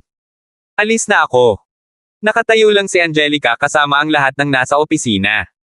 Walang nangahas na magsabi ng kahit ano. Ang isa ay ang bihirang makitang young master ng napakababang profile ngunit napakalakas na pamilya ng Big sa Hilaga, si Roman. Ang isa pa ay ang nagdulot kamakailan ng malaking kaguluhan sa Hilaga, si Ethan. Ngunit pagkatapos masampal ni Ethan si Roman sa mukha, hindi man lang yumangal si Roman. Bye, Angelica. Dahil hindi lalaban si Roman, ayaw ni Ethan na mag-aksaya pa ng oras dito. Kumaway siya kay Angelica at malamig na naglakad. Iniwan niya ang isang galit at nahiya na Roman na may 5 matingkad na pulang marka ng daliri sa mukha, pati na rin ang isang tahimik na pulutong na nanunood lamang ng palabas. Makalipas ang mahabang panahon, huminga ng malalim si Roman. Mariin niyang ikinuyom ang kanyang mga kamao, pagkatapos ay dahan-daang lumuwag. Ethan. Ang kanyang ekspresyon ay nagyelo at puno ng mali siya. Walang bakas ng kakisigan at intelektual na hitsura niya kanina. Parang tinamaan ng sampal ni Ethan ang tunay na kulay ng mukha niya. Maghintay ka. Kabanata 878. Tumalikod si Roman at umalis. Sa wakas ay nakahinga ng maluwag si Angelica. Takot talaga siyang lumaban si Roman. Hindi siya nag-aalala na baka masaktan si Ethan. Nag-aalala siya na baka aksidenteng mapatay ni Ethan si Roman at masaktan ang pamilya Biggs. Mahirap talagang hawakan iyon. Kahit na lahat sila ay mula sa pinakamakapangyarihang pamilya, ang pamilya Biggs ang pinaka-low profile sa kanilang lahat at halos walang impormasyon tungkol sa kanila. Kung kakaunti ang alam ng sino man tungkol sa pamilya Biggs, mas posibleng mapanganib sila. I can't believe even the Biggs family are their eye on Ethan now, nakasimangot si Angelica. Siyempre alam niya kung sino talaga si Ethan. Ngunit ang natitira sa pinakamakapangyarihang mga pamilya ay malamang na nahulaan ang lahat at patuloy na susubukan kung sila ay tama. Malamang may gustong pumatay kay Uncle Hunt para mapilitan si Ethan na ibunyag ang sarili niya. Puno ng pag-aalala ang mukha niya. Kung walang ginawa si Ethan, baka nasa panganib talaga si Thomas. Ngunit kung iligtas siya ni Ethan, iyon ay kasing ganda ng pagkilala sa kanilang relasyon. Pero alam ni Angelica na walang attachment si Ethan kay Thomas, kaya walang paraan na ililigtas ni Ethan si Thomas. Bigla siyang napatigil saglit. Bakit sinadya ni Ethan na magpaalam sa kanya bago umalis? Sinasabi ba niya sa kanya na ipaalam ito kay Thomas? Hindi na nagatubili pa si Angelica at mabilis na nagmaneho patungo sa bahay ng Hunt. Si Thomas ay nakaupo sa kanyang study at nakatitig sa painting sa dingding. Tulala pa rin siya. Madalas ay nakatingin lang siya sa painting at tulala. Ang kanyang mga mata ay hindi nakatuon sa anumang bagay at mas mukhang siya ay nangangarap ng gising kaysa pag-aralan ang pagpipinta. Umupo si Jack sa isang tabi at maingat na gumawa ng tsaa. Uncle Hunt, mas mabuting huwag kang pumunta sa exhibition. You shouldn't go, nag-aalalang sabi ni Angelica. Sinabi ni Roman Biggs na may gustong pumatay sa iyo, at sa palagay ko hindi siya nagbibiro. Jack, tapos ka na ba mag-tea? Ano ang nagpapatagal sa iyo? Gusto kong subukan ni Angelica ang tsaang ito. Mukhang walang narinig si Thomas. Hindi man lang siya lumingon at pinagpatuloy ang pagtitig sa painting sa dingding. Lalong nabalisa si Angelica. Oo, Master. Nagsalin si Jack ng isang tasa ng tsaa at inilagay sa harap ni Angelica. Miss Long, mangyaring uminom ng tsaa. Ngunit si Angelica ay wala sa mood para sa tsaa. Nababaliw na siya sa kanyang pagkabalisa. Ito ang paboritong tsaa ng Punk. Ang mga salitang ito ay nagpagulo sandali kay Angelica. Bumaba ang tingin niya sa umuusok na tasa ng tsaa at tumibok ng malakas ang puso niya. Lumapit siya at kinuha ang tasa. Ang paboritong tsaa ni Ethan. Subukan mo. Humigop ng konti si Angelica at agad na sumimangot. Napakapait. Anong tsaa ito? Bakit nagustuhan ni Ethan ang pag-inom ng mapait na tsaa? Namanhid ang kanyang dila sa hindi inaasahang pait ng tsaa. Ako ang nagdala ng kape ito na ito sa kanya, sabi ni Thomas. Kung patay na ako, baka mas masaya siya. Pagdating sa paksa ng kamatayan, si Thomas ay hindi mukhang balisa o mabigat na kargada. Sa halip, mukha siyang masaya at gumaan pa ang loob. Nang marinig niya mula kay Angelica na hindi nag-react si Ethan nang marinig niyang may gustong pumatay sa kanya, alam ni Thomas na normal na reaksyon iyon mula kay Ethan. Uncle Hunt, Ethan. Hindi rin alam ni Angelica kung paano ito sasabihin. Alam niya na malamang na hindi na niya magkakaroon ni Ethan, ngunit hindi niya gustong maging magkaaway sina Ethan at Thomas habang buhay. By the way, curious na umupo si Thomas sa harap ni Angelica at mukhang hindi naapektuhan ang mood niya. Kilala mo si Diane? Oo, ibinaba ni Angelica ang kanyang tasa. 2 beses ko na siyang nakilala. Biglang lumuwag ang puso ni Angelica nang maisip niya si Diane. Masaya siyang natalo kay Diane. Lalo na pagkatapos ng huling pagkakataon na tumayo si Diane sa kanyang harapan upang protektahan siya sa kabila ng mga panganib. Alam ni Angelica na siguradong talo na siya. She's very nice, very kind-hearted, sabi ni Angelica. Mas bagay siya kaysa sa akin na maging asawa ni Ethan. Kabanata 879. Tumawa si Thomas nang marinig ang mga salitang ito mula kay Angelica. Binuksan niya ang isang lata sa kanyang mesa at kumuha ng isang cube ng asukal at inilagay sa tasa ni Angelica. Subukan mong muli ang tsaa. Walang sinabi si Angelica. Kinuha niya ang tasa ng tsaa at humigop muli. Mapait pa rin ang tsaa. Ngunit ngayon ay may bahid ng tamis na bumabalot sa kanyang lalamunan. Si Diane ang kubo ng asukal sa buhay ni Ethan. I gave up, ibinaba ni Angelica ang tasa ng tsaa na para bang binitawan niya si Ethan. Tahimik siyang bumantong hininga, hanggat nandyan si Diane, walang paraan na maaalis ko siya sa kanya. Dapat kang mamuhay ng iyong sariling buhay, sabi ni Thomas. Nung mga bata pa kayong dalawa, naglalaro kayong dalawa at nagpumilit kayong pakasalan siya. Ngunit iyon ay isang bagay lamang sa pagitan ng mga bata na naglalaro, at malalaman mo lamang kung ano ang pag-ibig pagkatapos lumaki. I've been there before and I don't want you to feel pain and regret in the future. Naiintindihan mo ba ang sinasabi ko? Tumanggaw si Angelica. Hindi rin papayag si Ethan na saktan ka, patuloy ni Thomas. Palagi kanyang tinatrato na parang nakababatang kapatid niya at lagi kanyang pinoprotektahan at iniiwas sa kapahamakan. I'm sure mararamdaman mo rin. Sumando si Thomas sa sofa at ngumiti. Parang wala siyang pakialam sa sinabi ni Angelica kanina kung paano siya papatayin ng isang tao sa exhibit ngayong gabi. Mas nag-aalala siya kay Ethan. Gusto niyang mabuhay ng masaya si Ethan. Ayaw niyang mapunta si Ethan sa parehong landas na ginawa niya at saktan ang sinuman sa mga babaeng nagmamahal at nagpoprotekta sa kanya. Naiintindihan ko, sagot ni Angelica. Huwag kang mag-alala, hindi ako magiging abala sa kanila, at hindi rin ako maaaring maging isa. Kung may ibang babae sa mundong ito na makakasira sa relasyon ni Ethan at Diane, mas lalong magagalit si Angelica. Tumingin siya kay Thomas at bumalik sa dahilan kung bakit siya nandito. Uncle Hunt, tungkol sa eksibisyon ngayong gabi. Ang pamilya Biggs ay hindi kailanman naging napaka-proactive bago, kaya magiging masama sa akin kung sila ay taos puso at tumanggi akong dumalo, sagot ni Thomas na natatawa. Kung ano ang mangyayari, magiging, hindi mo ito maitatago. At saka, hindi na kailangang mag-alala tungkol sa mga balita mula sa gayong mga paraan. Pero, nag-aalala pa rin si Angelica. Ang pamilyang Biggs ang nag-organisa para sa eksibisyon ngayong gabi at si Roman ang nagsabi sa kanya ng impormasyong ito. Bukod pa riyan, napakalakas na sinampal ni Ethan si Roman sa publiko. Walang paraan si Roman ay pagpunta sa kumuha ito nakahiga. Natatakot siya na isa itong bitag. Walang pero, huwag kang mag-alala, ngumiti si Thomas. Sige, salamat sa pag-aalala mo, pero hindi mo kailangang mag-alala. Mas mabuting bumalik ka na sa trabaho.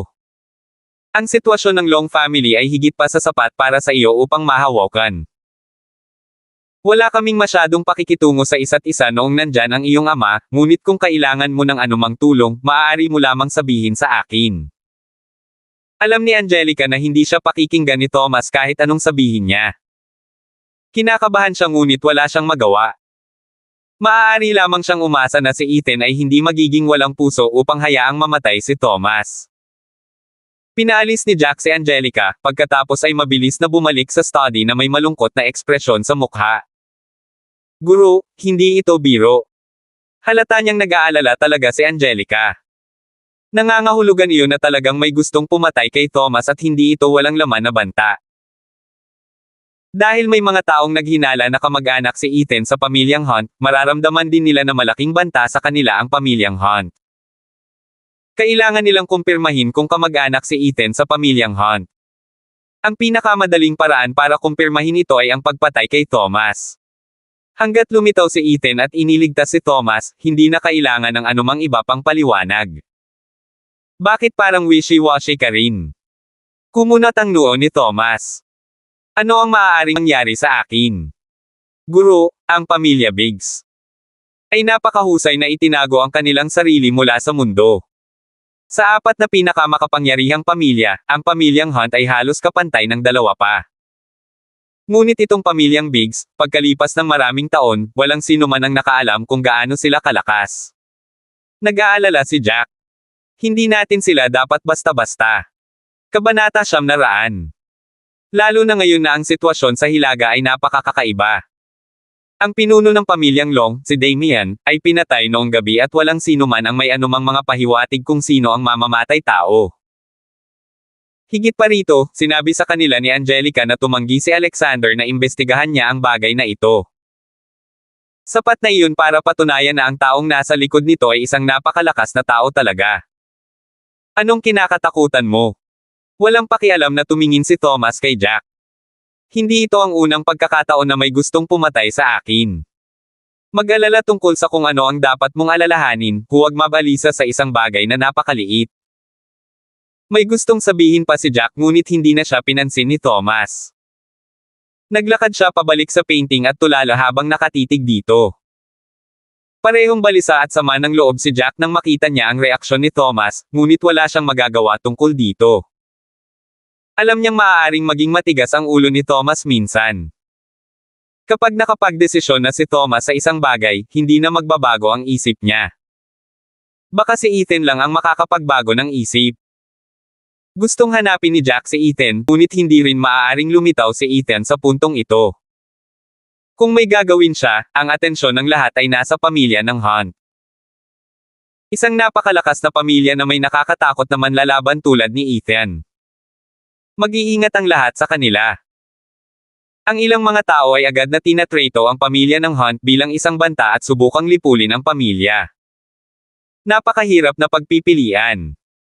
Hihilahin na ni Jack ang lahat ng buhok niya mula sa kanyang pagkabalisa, ngunit mukhang walang kinalaman si Thomas sa kanya. Walang pag-aalala o kaba sa mukha niya. Marahil ay gustong malaman ni Thomas kung ililigtas siya ni Ethan kung talagang may gustong pumatay sa kanya. Samantala, nakahinga ng maluwag si Ethan. Para bang hindi siya naabala sa sinabi ni Roman. May gustong pumatay kay Thomas. Sino ang nagmamalasakit? Sa katunayan, kahit na walang ibang gustong pumatay kay Thomas, gusto ni Ethan. Brother Ethan, isang tao mula sa pamilya Biggs ang nagpadala sa amin ng imbitasyon para sa eksibisyon ngayong gabi, ipinasa ni Owen ang imbitasyon kay Ethan. Nakasulat dito ang pangalan ni Owen, ngunit alam niya na ang taong gustong imbitahan ng pamilya Biggs ay si Ethan. Kakayanin talaga ni Roman. Sinampal siya ng napakalakas pero inalok pa rin siya ng imbitasyon. Hindi simpleng tao si Roman.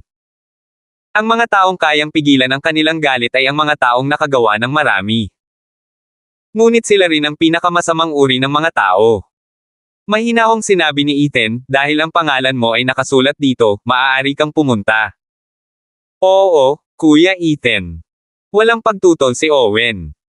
Papakinggan niya lahat ng sasabihin ni Ethan. Umupo si Ethan sa sofa at hindi man lang tumingin sa invitation card. Parang walang kinalaman sa kanya ang buong bagay na ito. Nakahawak lang siya sa phone niya at nakipag-chat kay Diane at hindi pinansin ang lahat. Pumunta si Owen para maghanda para sa eksibisyon. Magkakaroon ng maraming malalaking kuha sa kaganapan, kabilang ang mga pinuno ng 3 pinakamakapangyarihang pamilya. Ito ay hindi isang ordinaryong eksibisyon sa lahat. Ang Palmer Group ay malamang nakasama sa listahan ng imbitasyon dahil lang kay Ethan. Ang eksibisyon ay pinangunahan ng pamilya Biggs at ang namamahala ay si Roman. Malaki ang bulwagan at malinaw na isang makapangyarihang pamilya ang nag-host ng kaganapang ito. Ito ay hindi lamang isang kaganapan upang akitin ang mga mamumuhunan at mga ngalakal, kung hindi, ang pinuno ng isang napakalakas na pamilya tulad ni Thomas ay hindi magiging interesado sa lahat. Ito ay dahil ang kaganapang ito ay inorganisa ng pamilya Biggs, kaya kailangan nilang pumunta bilang pagpapakita ng paggalang. Isang buong kwento ng Porto Mall ang naset up para sa kaganapan. Paminsan-minsan ay pumupunta ang mga staff para ayusin ang mga bagay-bagay at tinitiyak na magiging perpekto ang kaganapan sa gabi. Ang paraan ng isang makapangyarihang pamilya sa paggawa ng mga bagay ay talagang iba sa iba. Ang pamilya Biggs ay bihirang gumawa ng anumang bagay sa publiko. Ito ang unang pagkakataon na gumawa sila ng ganito sa loob ng maraming taon, kaya nakakuha ito ng atensyon ng maraming tao. Parehong malaki at maliliit na makapangyarihang pamilya sa Hilaga nakatanggap ng imbitasyon at iyon ay isang malaking karangalan sa kanila. Casual na tiningnan ni Roman ang lugar na para bang hindi masyadong mahalaga sa kanya ang exhibit na ito. Sundin ang aking mga tagubilin tungkol sa paglalagay ng mga security guard, naiintindihan. Partikular na sabi niya. Salamat po at sinamahan niyo ako dito, God bless po sa lahat mga idol.